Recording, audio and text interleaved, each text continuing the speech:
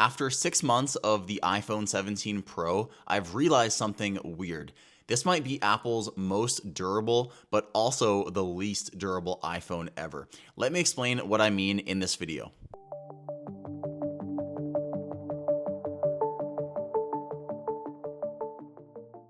Part 1. Aluminum. Aluminum is engraved in Apple's DNA. They absolutely love this material. It handles heat very well. It's easy to mass produce, and also it's easy to produce cheaply. And it's also very easy to add color. There's a reason why every time you see a colorful iPhone, it's always made of aluminum. It's also the most popular material in their entire product lineup the entire time they've been a company. So they absolutely just love aluminum. However, aluminum does have its downsides, and the main one is durability. Aluminum is very soft and it dents easily. It shows daily wear much more than previous iPhone materials such as stainless steel and titanium. Those materials had their downsides also.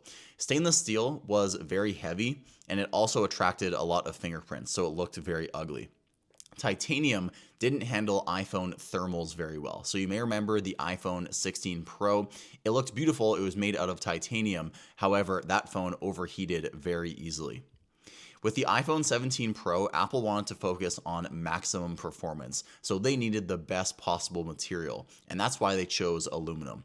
So in the sacrifice for thermal performance, the aluminum iPhone 17 Pro is not nearly as durable as previous models, but in this video, I'm going to argue why I think that might not be the worst thing. Part 2. The glass. iPhones have been notorious for gathering micro scratches on the cover glass. If you look at any random Joe's iPhone, say for example it's an iPhone XR, you're going to see a million micro scratches. And for a while, iPhones have always been good at resisting major cracks when you drop them, but the micro scratches were always a problem until now. I'm really happy to report that this is no longer an issue with the iPhone 17 Pro, and it also extends to the entire iPhone lineup this year with the iPhone 17, the iPhone Air, and even the new iPhone 17e having this all new glass, which is really, really good at resisting any visible damage. Ironically, the part that you think would break the most, the glass, is now actually the toughest part of the iPhone. Using this iPhone really does remind me of my Apple Watch Ultra, which is made out of sapphire. Sapphire is a lot harder than the glass used on this iPhone, but whatever technology Apple is using on the glass makes it feel almost impossible to scratch. It's almost to the point where you feel like you don't even need a screen protector anymore. It kind of feels like the script has been flipped from previous iPhones. Instead of the screen being the easiest part to damage, it is now the body of the iPhone. Part 3. It's not jewelry anymore.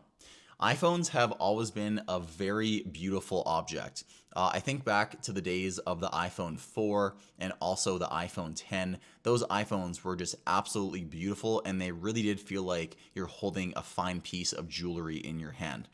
That is no longer the case with the iPhone 17 Pro, which is their most expensive phone. However, this idea has not disappeared from the iPhone lineup.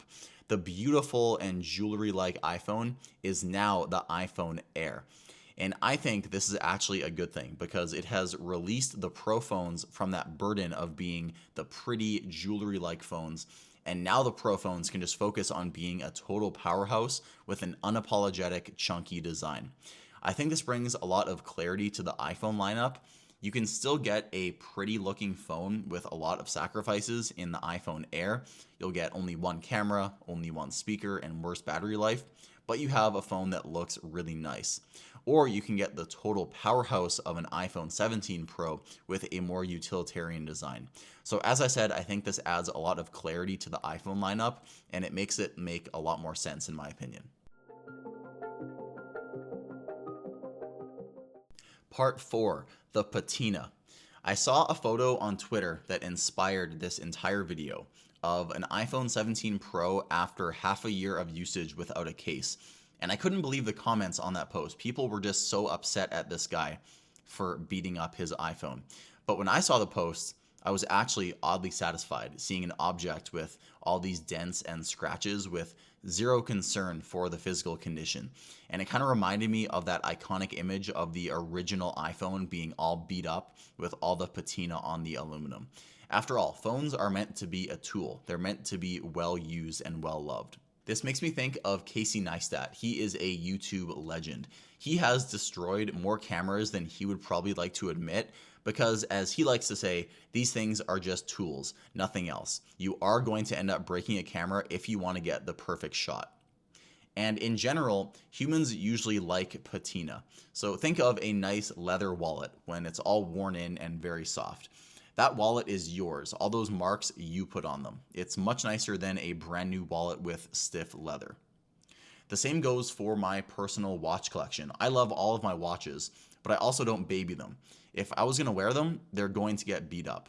It may sound weird, but every single dent and mark actually has a story behind it. And I'll relate this back to my iPhone now. I have a dent on the corner of my phone, as you can see here. When I see it, I don't see it as damage on my phone, even though it is. But when I see it, it actually makes me smile because I got this dent when I was just goofing off, having a fun time dancing in the kitchen with my fiance. And that's kind of the whole point. It just kind of makes me happy when I see it. Patina makes our objects feel like they're ours, like they belong. A lot of people might own this orange iPhone, but none of them have a phone that looks exactly like this. So while I still do have Apple Care for the one time I might completely destroy this thing, I'm still going to keep using it without a case, without a single concern for its physical condition. After all, it is just a phone.